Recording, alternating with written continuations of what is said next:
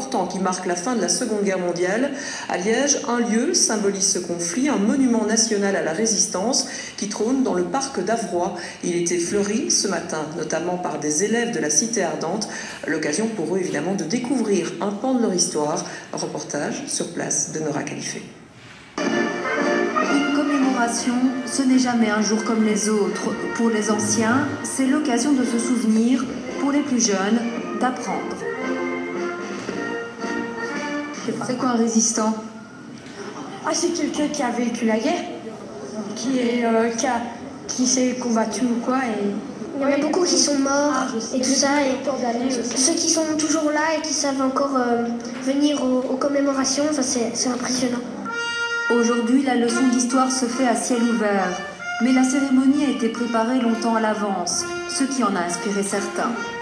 Papa me raconte ses journées et les conditions dans lesquelles ils sont.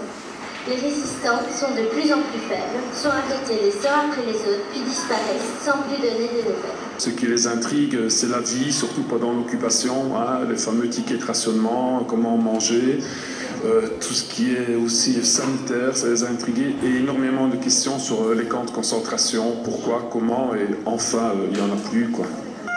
Main dans la main, jeunes et anciens ravivent la flamme du monument aux résistants. Un monument abrité à Liège, devenu le centre le plus important de la résistance lors de la Seconde Guerre mondiale.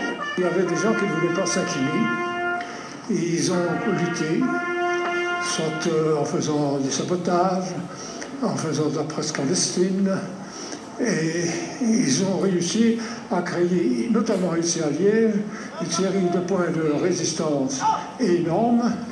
Énorme au point de faire reculer l'ennemi allemand, un moment de l'histoire célébré depuis 66 ans et relayé, il l'espère, à l'avenir par les plus jeunes.